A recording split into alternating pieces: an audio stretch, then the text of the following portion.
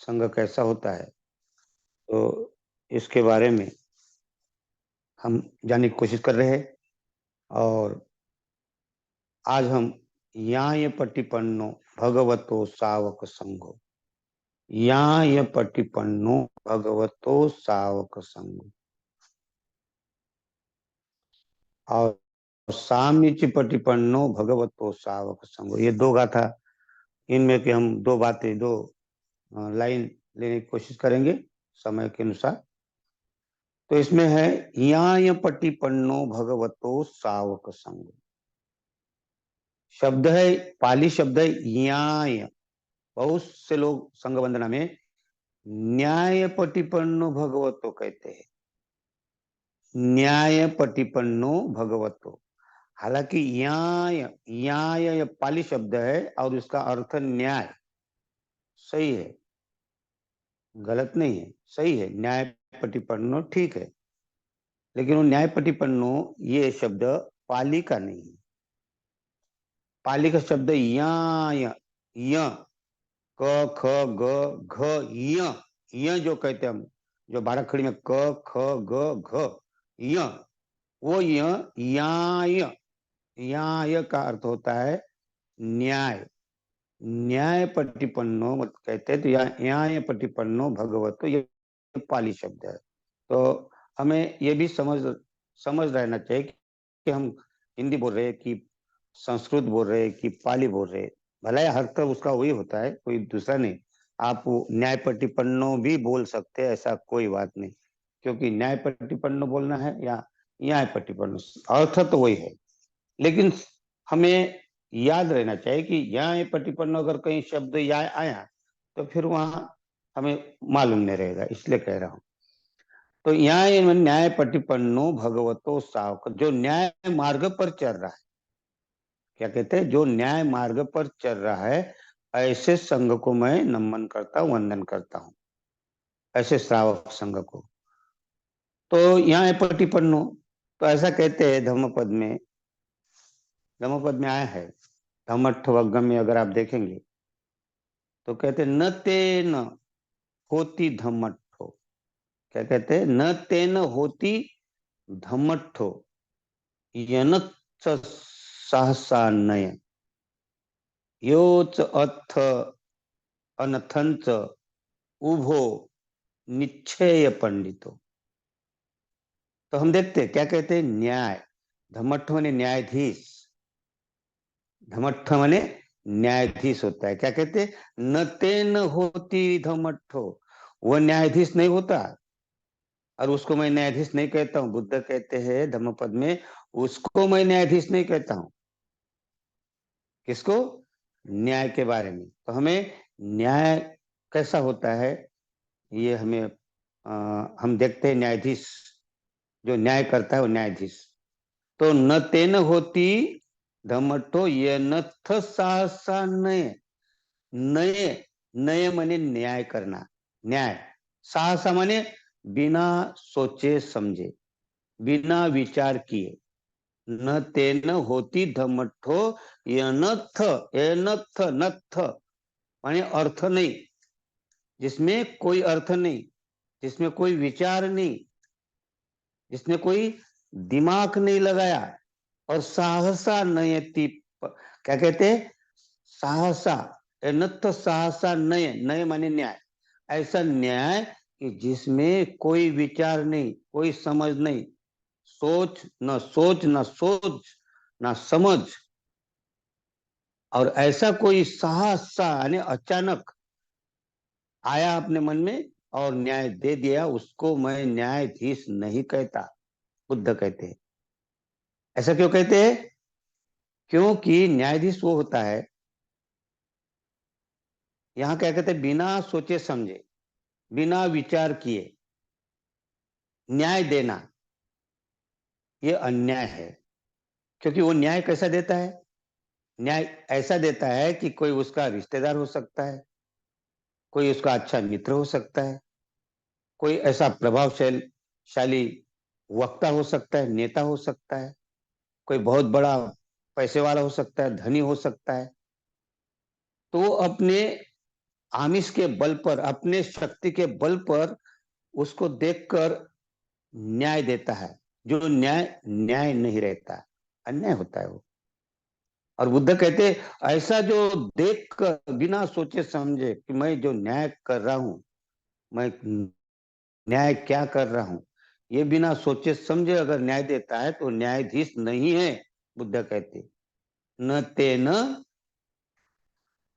होती धम्मट्ठो येनत्थ, येनत्थ અને येनत्थ माने अर्थहीन, विचारहीन न्याय देना वो न्यायाधीश नहीं है। और आप देखते हैं अभी, अगर आप देखेंगे न्यायाधीश का क्या है, बुद्ध कहते हैं और हम भी देखते हैं, न्यायाधीश को घटना मालूम नहीं होती, क्या घटना हो गई, क्या प्रसंग हो रहा है, वो मालूम नहीं होती। फिर वो मालूम होने के लिए वो क्या करता है कि दोनों पक्ष की बातें सुनता है और दोनों पक्ष की बातों में वो देखता है क्या अर्थ है और क्या अनर्थ है। वो दिमाग, वो वहां बुद्धि, बुद्धि से नहीं, वो क्या प्रज्ञा से काम करता है। वहां प्रज्ञा यूज करता है कि ये सही है कि ये गलत है। अगर वो किसी के प्रभाव में आकर न्याय देता है तो न्यायाधीश नहीं। तो वो दोनों के दोनों की जो बहस होती है वकीलों की, उसके बाद वो निष्कर्ष निकालता है कि ये बात ऐसा कहा। तो ऐसे न्यायाधीश निपुण होते, ऐसे नहीं होते किसी को भी न्यायाधीश बना दिया। और किसी वर्ग का अगर हो, किसी जाति का अगर है, तो वो अपना जाति देखेगा, अपना वर्ग देखेगा, अपना रुतबा देखेगा, अपना रिश्तेदार देखेगा, हाँ, अपना अच्छा वक्ता, नेता, बहुत ही नेता है, दमदार नेता है, वो देखेगा और न्याय देगा। ऐसा नहीं है।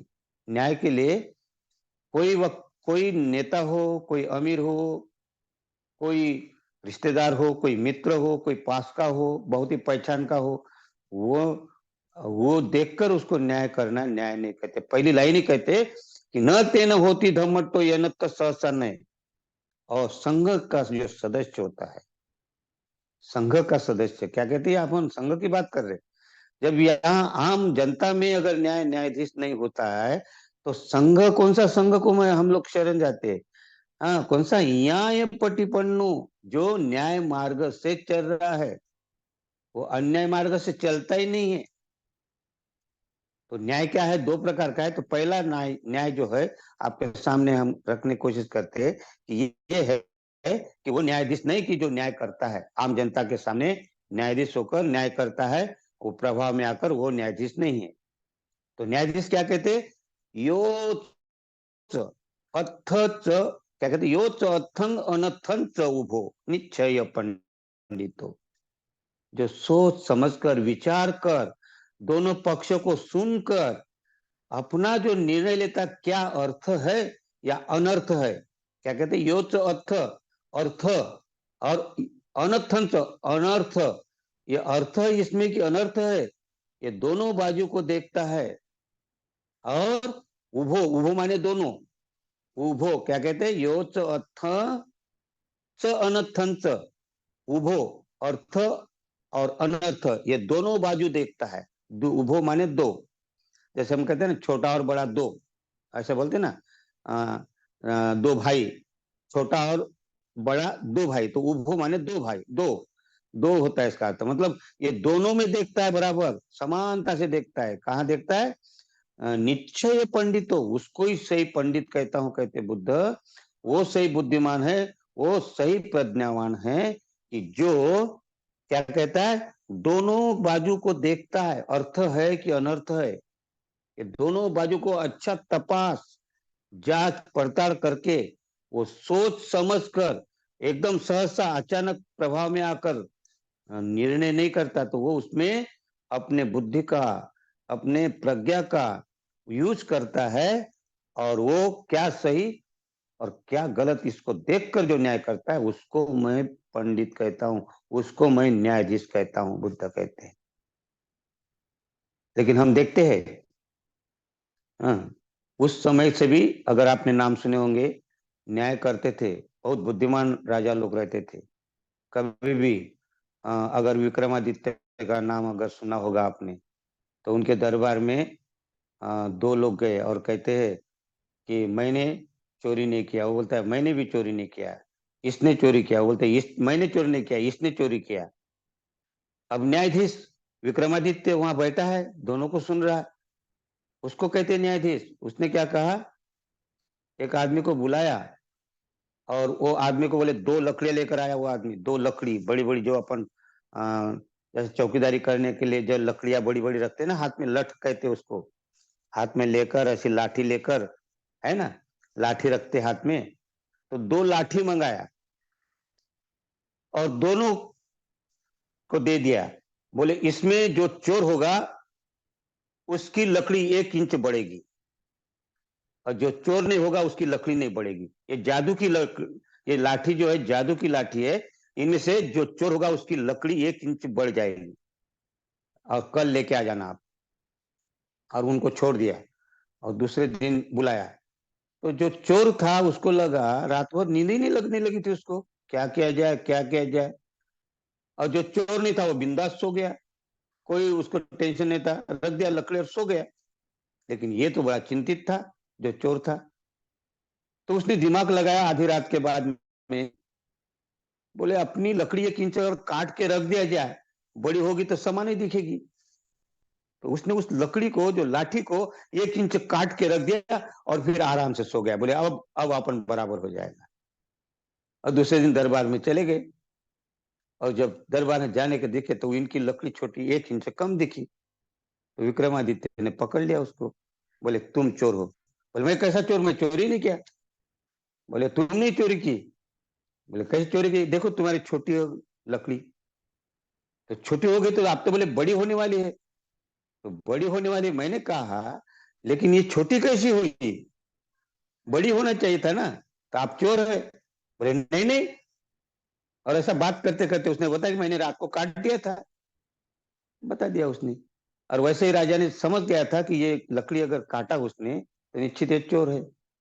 तो इस प्रकार न्याय क्या करते थे, बहुत जबरदस्त न्याय करते थे उस समय के जो राजा धीराज वगैरह थे। उसको न्यायाधीश कहते हैं। कोई पक्ष का नहीं, कोई पक्षपात नहीं। और इसीलिए बुद्ध कहते, क्या कहते, असासेन धम्मेन समेन नयति परे। धम्मट्ट वर्ग में दूसरी लाइन, दूसरी गाथा कहते हैं, असासेन धम्मेन समेन नयति परे। जो असाहसेन माने जो विचार करके, समझकर, सोचकर, विचार कर, और धम्म के अनुसार, नीति के अनुसार, धम्म माने नीति, नीति के अनुसार, समेन समानता देखता है, कोई भेद नहीं देखता उसमें कि ये बड़ा आदमी है, कि ये रिश्तेदार है, कि ये अमीर है, कि ये नेता है, कि ये इस जात का है कि उच्च जात का है, ये नहीं देखता। तो क्या वो सोच समझकर दोनों पक्ष को सुनकर उसमें निष्कर्ष निकलता है, निश्चय पर पहुंच जाता है, निष्कर्ष पर पहुंच जाता है। अर्थात निश्चय पर पहुंचकर वो समानता, उसने किसी प्रकार का कोई भी भेद नहीं करता कि ये कौन है या क्या। वो निकाल अर्थात रिजल्ट देता है, न्याय करता है। तो क्या कहते हैं, असासेन धम्मेन समेन नयति परे। नयति मैंने न्याय, ऐसा न्याय करता है कि वो समानता देखता है, भेद नहीं करता, विचार पूर्वक दोनों पक्षों के सुनकर और उसमें निष्कर्ष निकालकर सही सही न्याय देता है। उसको मैं न्यायाधीश कहता हूं। क्या कहते हैं, धम्मस्स गुत्थो मेधावी। दूसरी लाइन क्या कहते हैं धम्मपद की, धम्मस्स गुत्थो। गुत्थो माने रक्षण करना, गुत्थ गुत्थ माने रक्षण करना, धम्मस्स माने धर्म की रक्षा करना, न्याय की रक्षा करना। धम्मस्स क्या कहते हैं, धम्मस्स गुत्थो मेघावी। मेघावी माने वही प्रज्ञावान, मेघावी माने प्रज्ञावान, बुद्धिमान। वही मैं प्रज्ञावान, बुद्धिवान समझता हूं कि जो धम्म के अनुसार समानता देखकर, किसी प्रकार का भेद नहीं देखकर न्याय देता है, न्याय करता है और धम्म की रक्षा करता है। धम्म ठोती पवुच्योति, उसी को मैं सच्चा सच्चा न्यायाधीश धम्मधर कहता हूं, बुद्ध कहते हैं। और इसीलिए यहाँ जो कहा है, और ये ऐसे धम्म का न्याय करते हैं कौन? संघ का सदस्य, श्रावक संघ। और बुद्ध कहते ये तो इधर का न्याय हो गया। अब आपको न्याय के बारे में तो इतना पता चला, न्याय किसको कहते हैं हम। तो यही न्याय, ये जो बाहर का न्याय है, लेकिन बुद्ध कहते ये बाहर का न्याय हो गया। और ये न्याय कभी भी, न्यायाधीश है, कभी धोखा हो सकता है, क्योंकि उसने वो देखा नहीं ना। दोनों घटना जो होती, दोनों पक्ष अपना अपना पक्ष रखते, बड़े अच्छे से रखते, फिर भी कभी कभी धोखा हो सकता है, और कोई जानबूझकर हो सकता है। उदाहरण के लिए उस समय के राज्य जो थे, बड़े अच्छे से निर्णय लेते थे, देखकर समझकर लेते थे। बड़े बड़े नाम सुने होंगे आपने, जैसा बीरबल का भी नाम सुना होगा आपने, अभी अभी का। हाँ, जो अभी अभी जो क्या बोलते हैं, बीरबल और अकबर। बीरबल, अकबर के जमाने में बीरबल भी अच्छा था न्यायाधीश। ऐसे न्यायाधीश हो गए थे, और बराबर प्रामाणिकता से न्याय देते थे। लेकिन आज का सरकार देखते, आज का जो राज्य देखते हैं ना, हमारे राज्य जिसके हाथ में सत्ता है, उसको चार चार न्यायाधीश को सुप्रीम कोर्ट से बाहर कर देते, क्योंकि सच्चे थे, उनको निकाल दिया जाता है। लोहित क्या नाम का जो एक न्यायाधीश था, उसका मर्डर कर देते। हाँ, ये न्याय होता है। तो न्याय में क्या होता है, इसीलिए तो पट्टी लगी रहती है। न्याय अंधा है ना, पट्टी लगी रहती है ना, एक ऐसा तराजू, पट्टी लगी थी, न्याय अंधा होता है। क्यों? क्योंकि हमें लगता है कि ये न्याय सही देता है, लेकिन वहां क्या होता है पता नहीं, तो उसको न्याय नहीं कहते। ये न्याय के बहुत ही अगर देखा जाए कि सही न्याय नहीं होता, तो वो न्यायाधीश नहीं है, वो प्रामाणिक नहीं है। वो अपने वर्ग को देखता है, अपनी जाति को देखता है, अपने समाज को देखता है, अमीर को देखता है, मित्र को देखता है, रिश्तेदार को देखता है। वो न्यायाधीश हो ही नहीं सकता। और बुद्ध इसलिए कहते ऐसा न्यायाधीश नहीं होना चाहिए। ये तो पहली बात हो गई। लेकिन यहाँ क्या कहते हैं, इससे भी बड़ी बात कही है यहाँ, और ये समझना जरूरी है। यहाँ ये पटिपन्नो, पटिपन्नो ये बुद्ध का मार्ग है। बुद्ध ने ऐसा ही संघ वंदना में ऐसे शब्द नहीं आए, ये बहुत महत्वपूर्ण है। न्याय माने न्याय, तो न्याय किसको कहा गया है? तो ये सारे संसार में अन्याय हो रहा है। अगर आप देखेंगे, सारा संसार में अन्याय हो रहा है। अधिकांश लोग ये अन्याय में ही उसको न्याय समझते और आज तक चलते आ रहे। तो बुद्ध कहते ये न्याय नहीं हो रहा है, और इस न्याय नहीं होने के कारण कलह है, झगड़ा है, घर घर में झगड़ा है, घर घर में भांडन है, कलह है, विवाद है। क्यों? क्योंकि न्याय नहीं है। और इसलिए संघ जो है, जब वो संघ में पदार्पण करता है, संघ का सदस्य बनता है, तो न्याय न्याय करता है। तो कौन सा न्याय करता है वो? तो बुद्ध धर्म में न्याय शास्त्र कहते हैं इसको। और वो न्याय शास्त्र क्या है? बुद्ध ने न्याय शास्त्र की बात की थी। फिर उसके बाद परंपरा आई, नागार्जुन ने संभाल लिया इस बात को। नागार्जुन से परंपरा आगे, फिर देखते आचार्य असंग। आचार्य असंग ने बहुत अच्छा न्याय पर लिखा है। हाँ, उसको कहते हैं योगाचार। उन्होंने योगाचार, नो योर माइंड, अभिधम्म जिसको कहते हैं हम, बुद्ध की जो परंपरा अभिधम्म। और अभिधम्म का अर्थ क्या होता है? अभिधम्म का अर्थ होता है सर्वोच्च, सर्वोत्तम अच्छा धम्म। धम्म और अभिधम्म, इसमें फर्क है। अगर आप देखेंगे तो तीन भाग देखते हैं हम, सूत्र पिटक और विनय पिटक और अभिधम्म पिटक। अब सूत्र पिटक में आनंद ने 84,000 सूत्रों का पारायण किया, और वहां बैठे लोगों ने उसका संगायन किया, और तब उसमें उपाली नाम के एक महास्तवीर ने, जो विनय में निपुण थे, काटेकोर, डिसिप्लिन थे, पालन करने वाले थे विनय का, ऐसे उपाली ने उस सूत्र पिटक में से, वो सूत्र पिटक में से जो जो विनय थे, बुद्ध ने जहां जहां बताए। सूत्र पिटक में क्या होता है कि ऐसा मैंने सुना, एक समय यहाँ से निकलकर यहाँ अमुक अमुक जगह में जा रहे थे, रास्ते में ये मिला, वो मिला, वो मिला, फिर वहां गए, वहां बैठे। ए टू जेड, जैसे कंप्यूटर में अपन चालू करते ना, उसमें पूरा खाना पकाने के लिए क्या क्या सामग्री लगती है, अपन को लगती कि नहीं? हाँ, चूल्हा चाहिए, बर्तन चाहिए, आटा चाहिए, है ना, सब्जी चाहिए, सब सब मिलाकर जब पूरी कहानी बताएंगे तब कहानी पूरी होती है। इसी प्रकार आनंद ने सूत्र पिटक जो बना है, जो सूत्र बताया उसमें पूरी कहानी बताया कि यहाँ ऐसा हुआ, वैसा हुआ, यहाँ बुद्ध ने ये शिक्षा दी, पंचस्कंद बताया, ऐसा बताया, वैसा बताया, धम्म बताया, दुख बताया, और फिर वहां से निकले, फिर अमुक जगह गए, वहां फिर रात को गए, फिर वहां सोए, तो सारी कहानी पूरा सूत्र में लिखा उन्होंने। तो इसको कहते सूत्र पिटक। फिर जहां जहां विनय की बातें की तो उनमें से निकालकर विनय यहाँ बुद्ध ने बताया, तो उपाली ने बताया। और तब ये दो धम्म ग्रंथ, बड़े बड़े जो ग्रंथ पिटक जिसको कहते हैं, एक विनय पिटक निकला और एक सूत्र पिटक। तो ये सूत्र पिटक है, इसमें सारा धम्म है, इसमें विनय भी है, इसमें सारा धम्म भी है। लेकिन अभिधम्म का अर्थ होता है सर्वोच्च धम्म, जिसको तत्व ज्ञान कहा गया है, इसको तत्व ज्ञान कहा गया है। सूत्र खाली धम्म सुनना है, सुनने के ऊपर उपदेश दिए है। सूत्र पिटक में कहा है सिर्फ उपदेश दिए है कि ऐसा करो, इसका पालन करो, लेकिन उसका डिटेल जिसको हम प्रयोग करो, जिसको प्रैक्टिकल करो कहते हैं, साक्षात्कार करो, ये जो बातें है वो अभिधम्म पिटक में है। तो वो अभिधम्म पिटक सत्य है। उसमें जैसे उदाहरण के लिए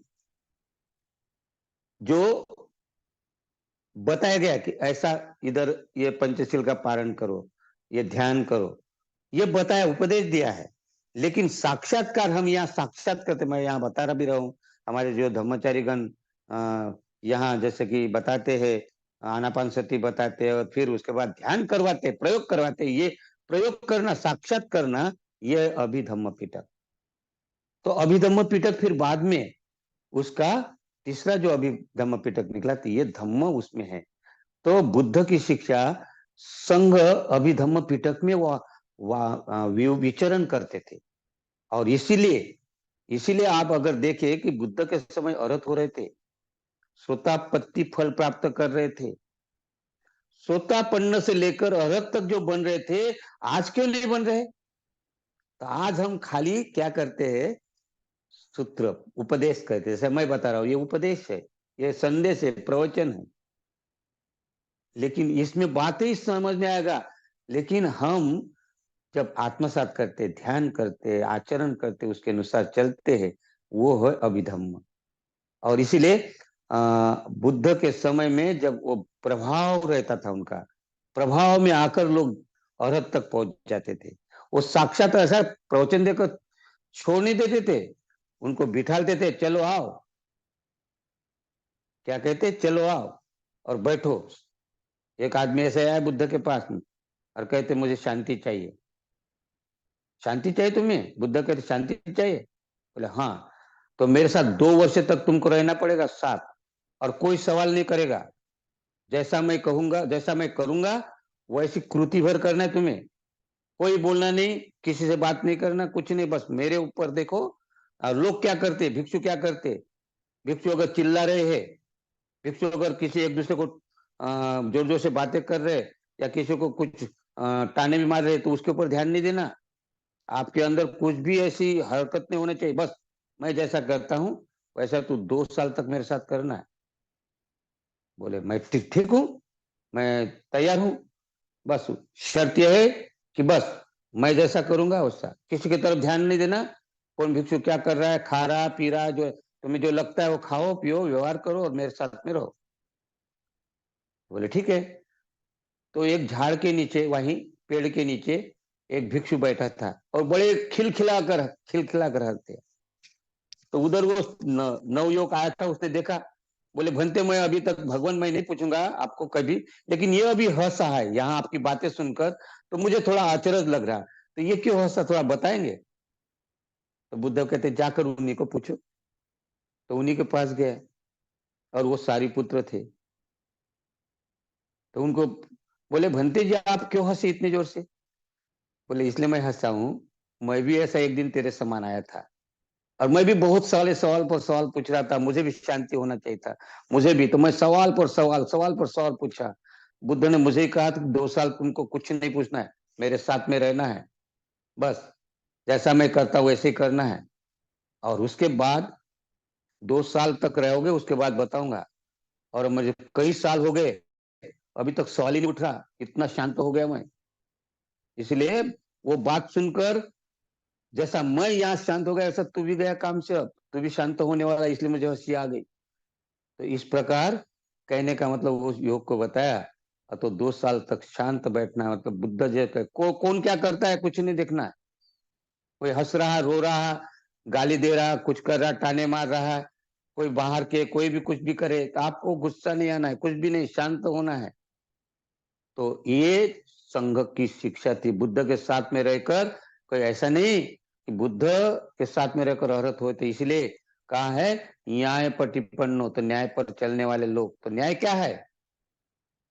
तो न्याय है बुद्ध का प्रतीत्य समुत्पाद, जिसको आचार्य धर्मकीर्ति ने न्याय शास्त्र लिखा है। जो बुद्ध ने उपदेश दिया अभिधम्म पिटक में, वो चलते चलते नागार्जुन ने उसको लाया। नागार्जुन के बाद में और भी आगे बीच में बहुत सारे लोग, फिर आचार्य असंग ने लाया, उसके बाद आचार्य वसुबंधु ने लाया, उसके बाद आचार्य दिग्नाग ने लाया, उसके बाद ईश्वर सेन ने लाया, उसके बाद में ये जो आचार्य धर्मकीर्ति ने उसको और अच्छा रूप दे दिया। उसके बाद में शायद इधर नहीं हो पाया कोई। हाँ, दिग्नाग तक, दिग्नाग आचार्य धर्मकीर्ति के बाद में फिर इधर रास होने जा रहा था। तो आचार्य धर्मकीर्ति ने न्याय शास्त्र लिखा है, और न्याय शास्त्र माने प्रतीत्य समुत्पाद।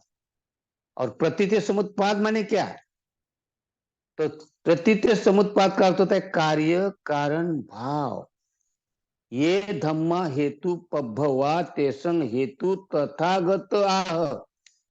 बुद्ध कहते हैं, क्या कहते हैं? बुद्ध कहते हैं ये धम्मा हेतु पभवा, हेतु माने कारण, पभवा माने उत्पन्न होना, निर्माण होना, धर्म माने पदार्थ वस्तु। जितने भी संसार में वस्तु है, पदार्थ है, जो भी है, प्राणी है, मानव है, पहाड़ है, पेड़ है, पत्थर है, जो भी कुछ भी है, ये धम्मा हेतु पभवा, जितने भी धर्म है, जितने भी पदार्थ है, जितने भी प्राणी है, वस्तु है, जो भी है, वो हेतु कारण, कारण से उत्पन्न। हेतु पभव, पभव माने उद्भव, उद्भव माने उत्पन्न होना, निर्माण होना। तो जितने भी धर्म है, जितने भी वस्तु है, वो कारण से निर्माण होते हैं। तेसंग हेतु, अर्थात उसका हेतु है, उसका कारण है। किसका कारण है? उस वस्तु का जन्म होने के लिए, निर्माण होने के लिए कारण है। और ये तथागत का क्या कहते हैं? तथागत आह, ये तथागत का संदेश है। तथागत ने कहा है कि जो भी उत्पन्न होता है वो सकारण, कारण से उत्पन्न होता है। और क्या कहते हैं? ये धम्मा हेतु पभवा, ये तेसंग हेतु तथागता, तेसंच यो निरोधो। तेसंच, जिस प्रकार उत्पन्न होता है, कारण से उत्पन्न होता है, तेसंच यो, उसी प्रकार नष्ट भी होता है तो कारण से नष्ट होता है। बिना कारण कोई नष्ट नहीं होता, और बिना कारण कोई उत्पन्न नहीं होता। हाँ, ये घट घट घट क्या देखे, घट का कारण देख। क्या कहते? घट घट क्या देखे, घट का कारण देख, बिन कारण इस दुनिया में पत्ता हिले ना एक।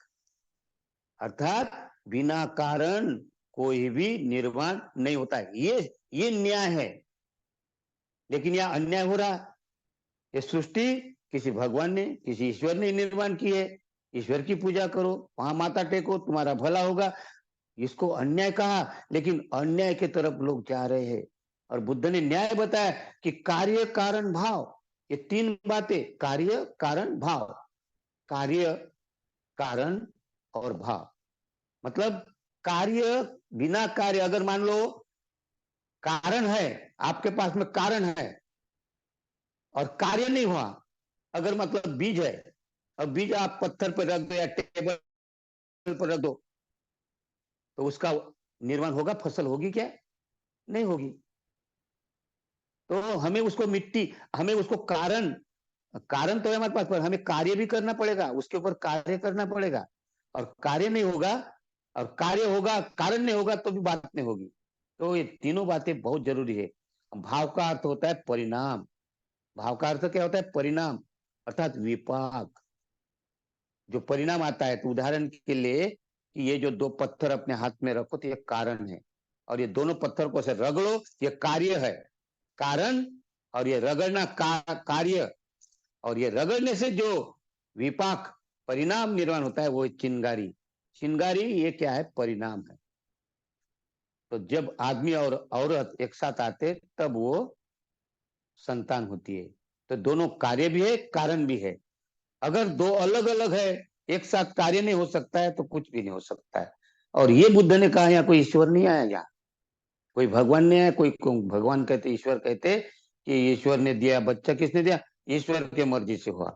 ईश्वर से मर्जी से नहीं हुआ, और ये अन्याय है। तो बुद्ध यहाँ ये कहते कि जिसको ये कार्य कारण भाव नहीं समझ में आ गया और इधर उधर माथा टेकता है, उस उस ईश्वर के पास, इस देवी के पास, उस देवता के पास माथा टेकता है, तो वो दुखी होगा, दुख में जाएगा। लेकिन संघ अर्थात बुद्ध का जो शिष्य है वो न्याय मार्ग से चलता है। उसको समझ आ गया है कि कार्य कारण भाव, ये कार्य कारण भाव खाली इतना ही नहीं, तो हमें जो द्वेष आता है वो उसमें भी कार्य कारण है। हमें लोभ आता है, वो भी कार्य कारण है। हर लोभ में, द्वेष में अगर आप देखेंगे, ये प्रतीत समझ कार्य कारण भाव, ये जो नियम है ये ही उत्पन्न करते, और इसको कहा है न्याय शास्त्र। प्रतीत समझ, ये हुआ तो इसके कारण ये मामाऊं, ये मस्मी कहते ना, सती होती, अर्थात वो एक सिद्धांत है, उसमें क्या कहते हैं? अगर ये है इसलिए, ये है इसलिए वो है, मैं इसलिए हूं कि मेरे माँ बाप थे करके मैं हूं, और मेरे बच्चे हैं, मैं हूं करके बच्चे हैं। तो ये क्या है? ये ये जो है कार्य कारण, मैं नहीं होता तो मेरे बच्चे नहीं होते, हाँ मेरे माँ बाप नहीं होते तो मैं नहीं होता। तो ये है इसलिए वो है, ये नहीं है इसलिए वो नहीं है। ये सिद्धांत है बुद्ध का, प्रतीत समुत्पाद का। और ये प्रतीत समुत्पाद अर्थात सब बात में लागू है, और इसको न्याय शास्त्र कहा गया। और ये कहते यहाँ ये पटिपन्नो भगवतो सावक संग, अर्थात जो इस मार्ग से चलता है ऐसे संघ को मैं प्रणाम करता हूं। तो हमें ईश्वर के चक्कर नहीं पड़ना चाहिए, हमें आत्मा के चक्कर में, अनात्मवाद आत्मा के चक्कर में नहीं पड़ना चाहिए। और अगर हम आत्मा ईश्वर के चक्कर में पड़ते तो हमारे घर में कलह विवाद होता है, क्योंकि कार्य कारण भाव मालूम नहीं होता है, और इसलिए हमें द्वेष भी आता है, क्रोध आता है। हमारे घर में जो लड़ाई झगड़ा होता है इसी कारण होता है। अगर हम इसको समझ गए कि ये जो पुरुष खड़ा है या स्त्री खड़ी है, तो ये पंचस्कंद है, ये नाम रूप है। हाँ, ये माँ बाप भाई बहन, ये जो व्यवहारिक सत्य है ये समझने के लिए है। लेकिन उसका अगर चीरफाड़ करेंगे तो पंचस्कंद है, और उसका चीरफाड़ करेंगे तो चार महाभूत है। यहां तक जाना पड़ता है, तब सत्य मिलता है। और ये सत्य बुद्ध ने बताया, उसको न्याय कहा है कि ये शरीर जो बना है पंचस्कंद से बना है। ये पंचस्कंद जो है ये चार महाभूतों के अंतर्गत आता है। चार महाभूत इकट्ठा आते हैं तब ये शरीर बनता है।